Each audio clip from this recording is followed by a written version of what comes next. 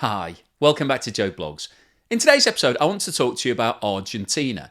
Now, Argentina historically was an economic powerhouse. Following World War II in 1946, it was the seventh largest economy in the world. But unfortunately, over the course of the last 75 years, the economy of Argentina has dropped down the league tables, predominantly due to taking on far too much debt and a lot of economic mismanagement.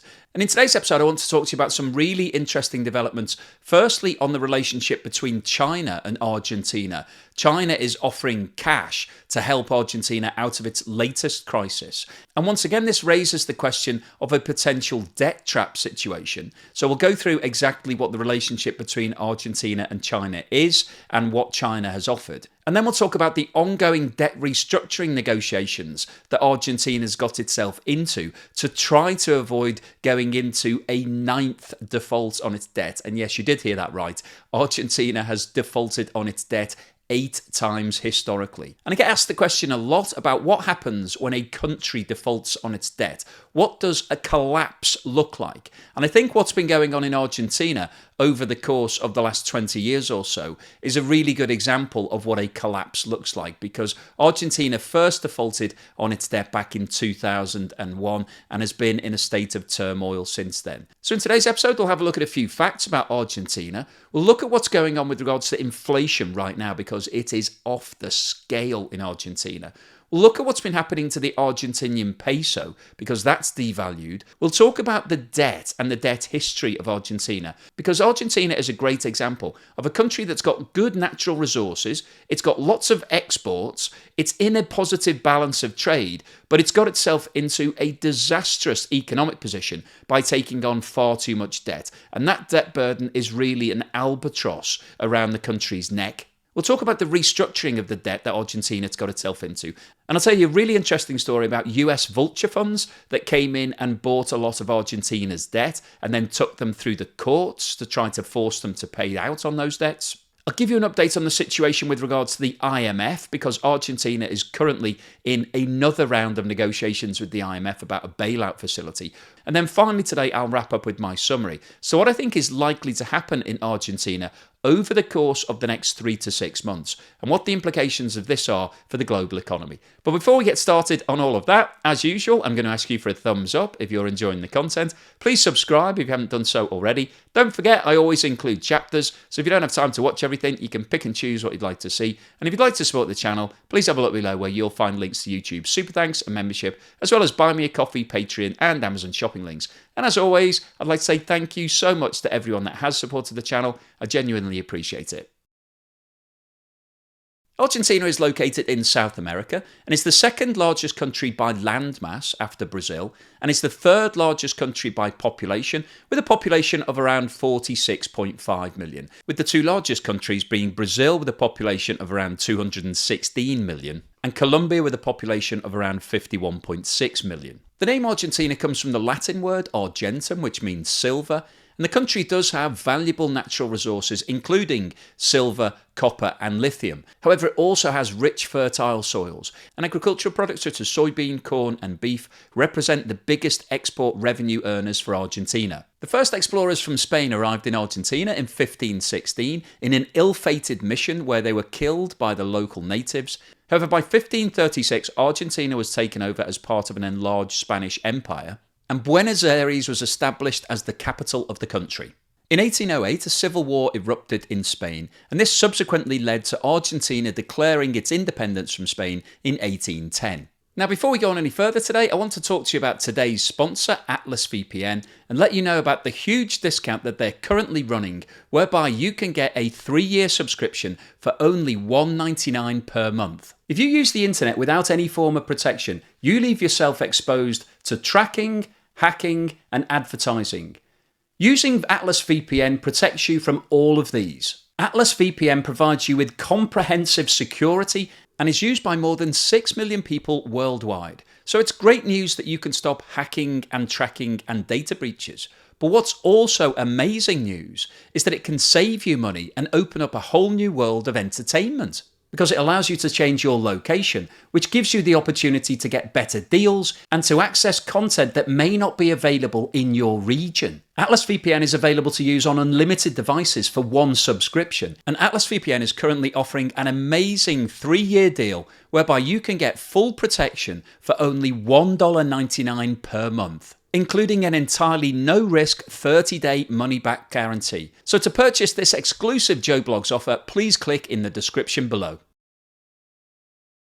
Now, as I mentioned at the start of the video, Argentina has a long-standing history of debt, and in 1824 it took its first overseas loan of £1 million, which at the time was a considerable sum of money, from a British investment bank called Barings, which later became really famous all around the world when a trader called Nick Leeson actually broke the bank. He was doing lots of unauthorized trades, got into a huge loss position, and the bank actually became insolvent. But in 1824 it was solvent, and it provided a £1 million loan to the Argentinian government, and that loan was provided to build up the infrastructure of Buenos Aires as a major international port.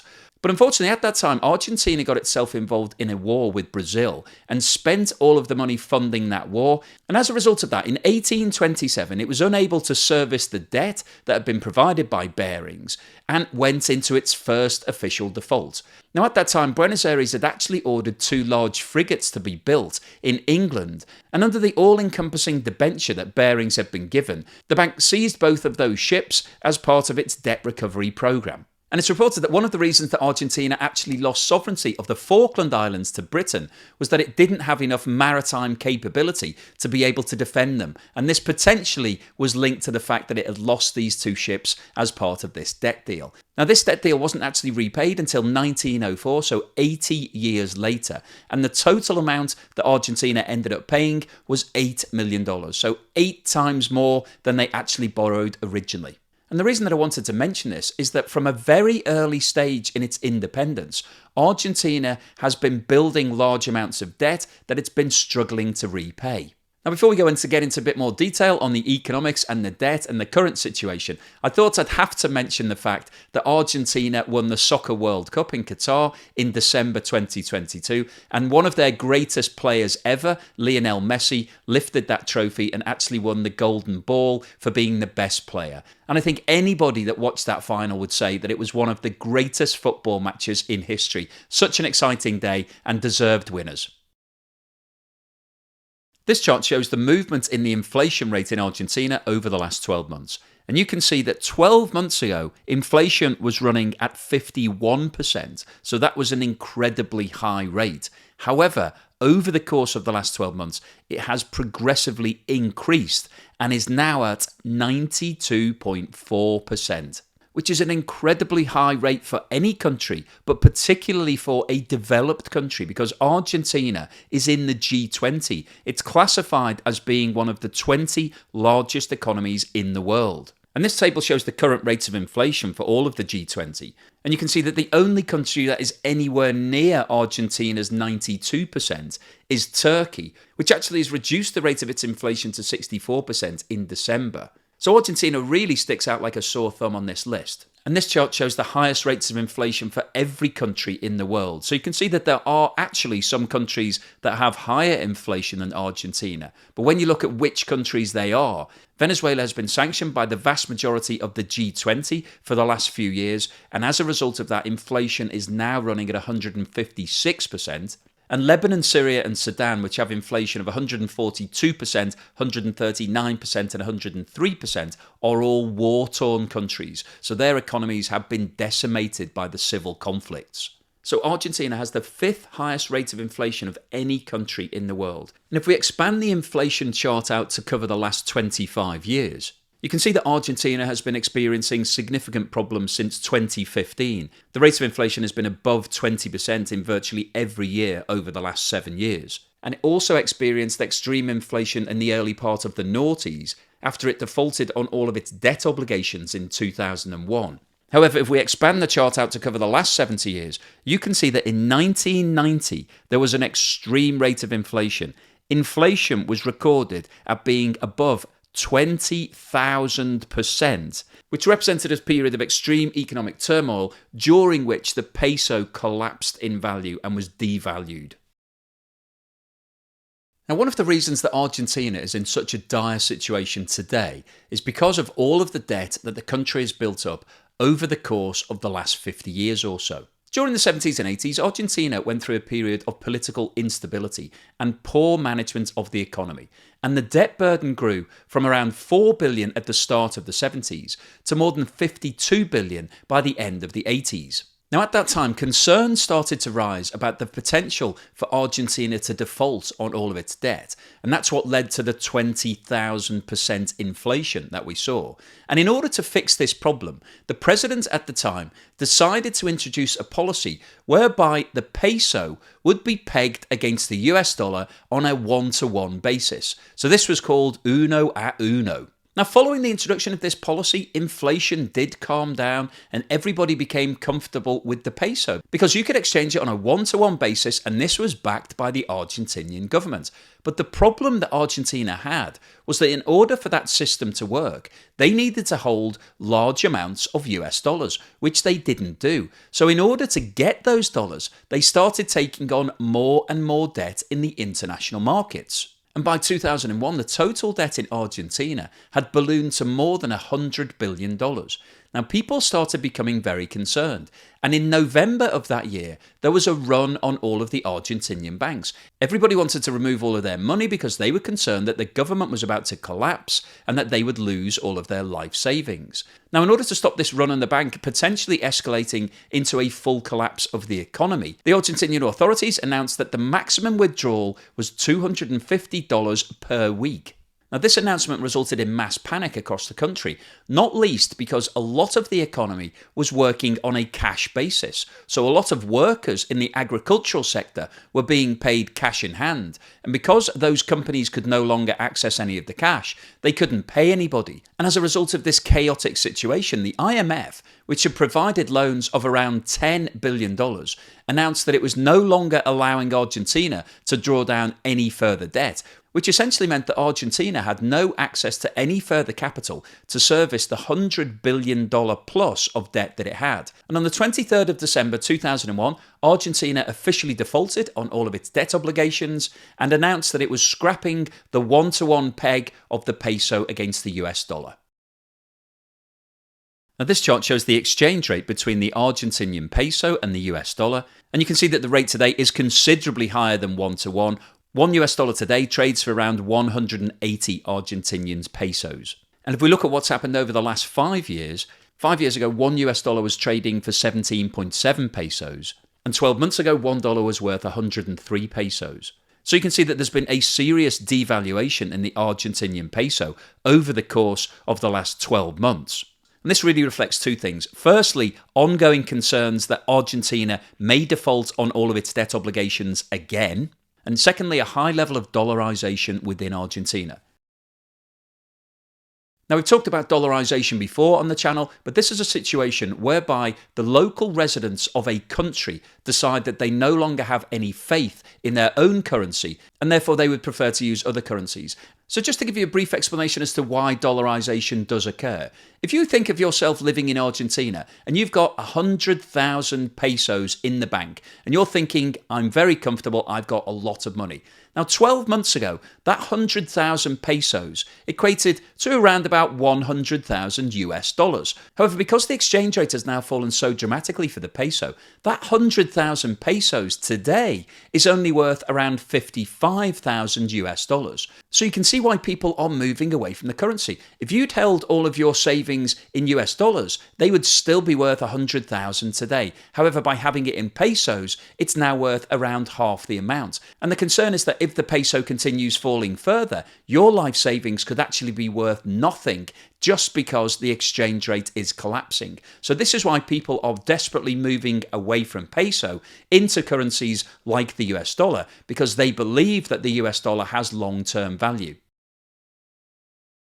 Now, one of the problems if you're a country that's borrowed large amounts of money is that it's very difficult to get rid of it. The way that a country borrows in the international markets is by issuing bonds, and those bonds will have two characteristics. Firstly, they will have an interest coupon, so you need to pay interest to all the holders of those bonds, and secondly, they will have a repayment date, and that's usually set maybe 5 or 10 or 15 or even 30 years in the future, depending on which country you are and how happy everybody is to take a long-term view on it. So Argentina defaulted on all of its debt obligations in December 2001, but all of that debt still existed. Those bonds were still in issuance, and they were trading in the secondary market for very low amounts. So the secondary market is basically a way of being able to sell out of your position to somebody who's prepared to buy it at a much lower price. So in this situation, the bonds for Argentina were trading for around 6 or 7 cents on the dollar. So at that time, you could buy $1 worth of Argentinian debt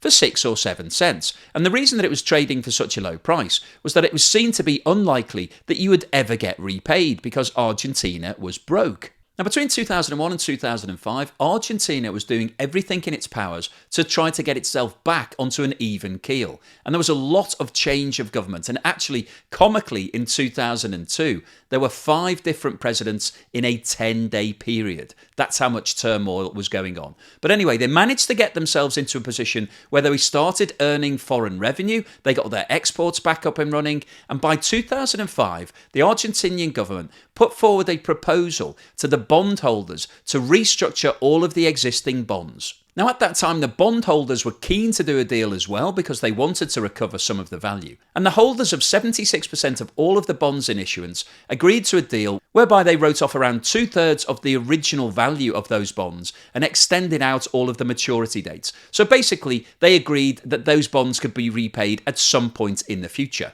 And the Argentinian government continued to work on this situation. And in 2010, they agreed another restructuring deal, which meant that around 92% of all of their bonds had been formally restructured, reorganised and pushed out in terms of the maturity dates. But that left Argentina with a major problem. The other 8% of all of the bonds had been bought by what's known as vulture funds. Now, vulture funds are basically hedge funds who buy into debt at a very, very low price. So in this case, 6 or 7 cents on the dollar, and then play hardball to get repaid at 100 cents on the dollar. So they want to make 15 times their money by basically threatening to go to court and stopping countries being able to do anything with their existing debt burden. So the vulture funds took this case to the international courts, and in 2012, the US courts ruled in favour of the vulture funds and said that Argentina had to pay $9.3 billion, so repay all of their bonds in full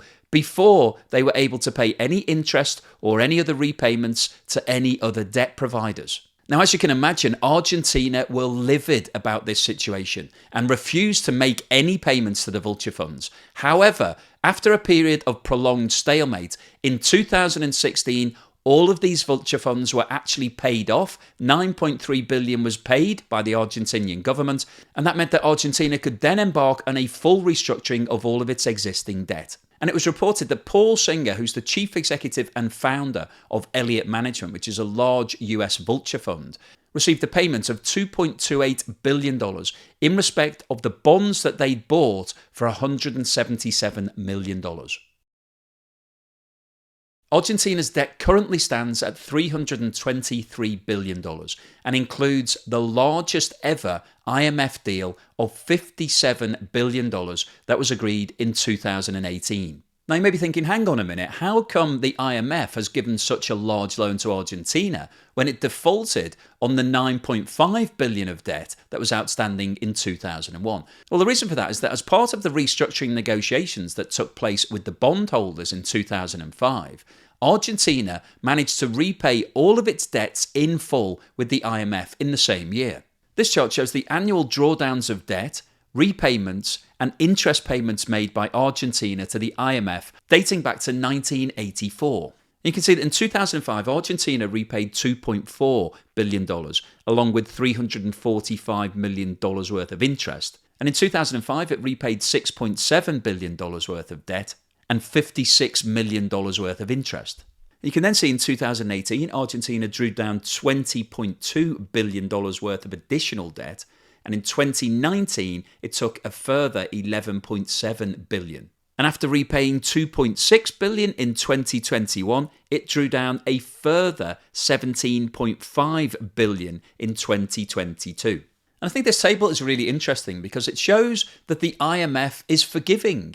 It forgave Argentina for defaulting on its debt back in 2001 because Argentina repaid it. But actually that repayment of $9.5 billion was a smart move by Argentina because it then enabled them to put a new $57 billion deal in place and draw down significantly more debt. But the problem that Argentina has is that when you've got $323 billion worth of debt, you're constantly needing large amounts of cash just to pay the interest on that. And then you need to renegotiate all of the repayments because there's no way that Argentina have enough money to be able to make those repayments. They just need to renegotiate the bond and extend out for another 10 or 20 years. So this is a classic scenario of kicking the can down the road, deferring everything till some date in the future so that you don't have to make any of the repayments today.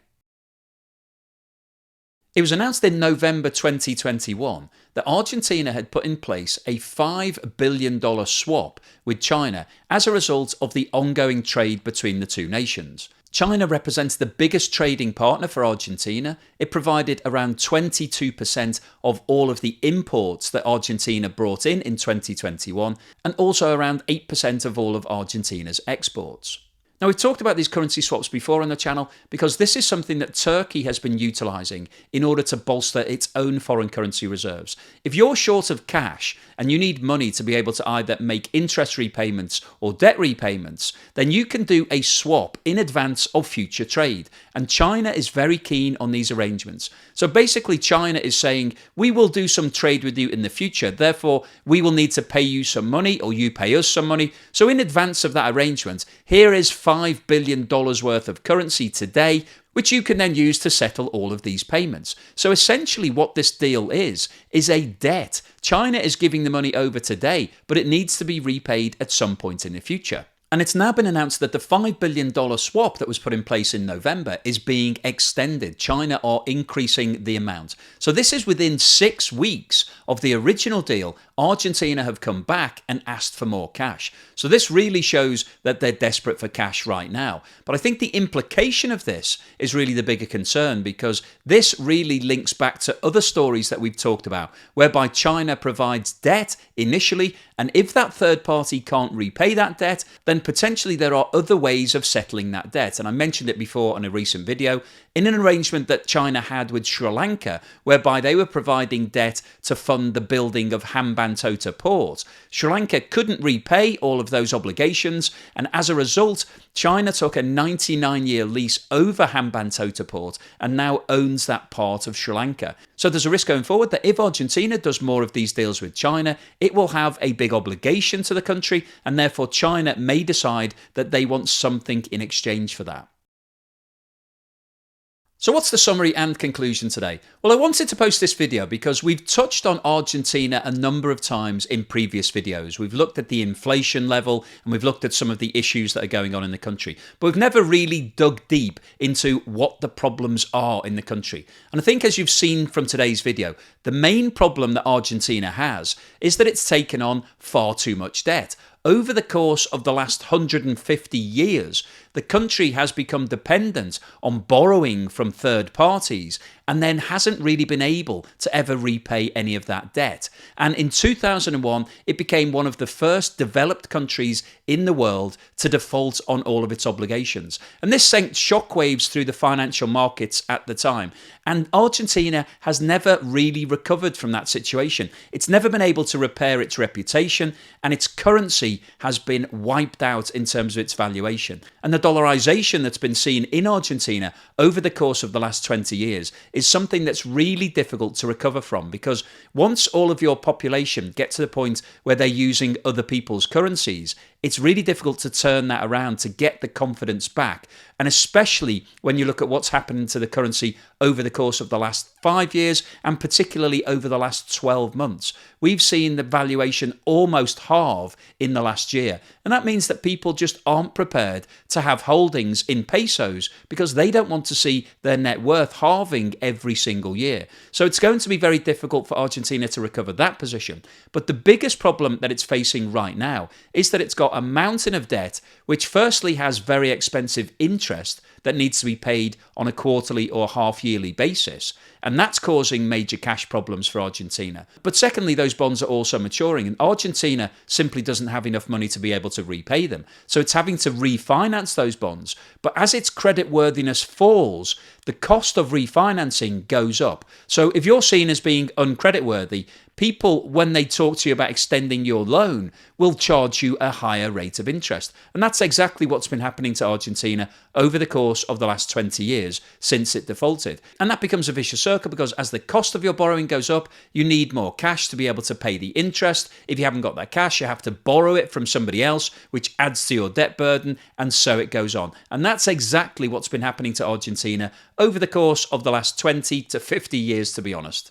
And as I reported at the end of the video, the way that Argentina is dealing with this is that it's trying to get more debt from the IMF, and it's doing deals such as the currency swap deals with China. And within 6 weeks of doing that first swap deal, Argentina is now negotiating a second swap deal. So this just means that Argentina is going to rack up more and more debt with China. And as we've seen from other situations, that can be very dangerous in terms of potentially losing sovereignty of some of your land.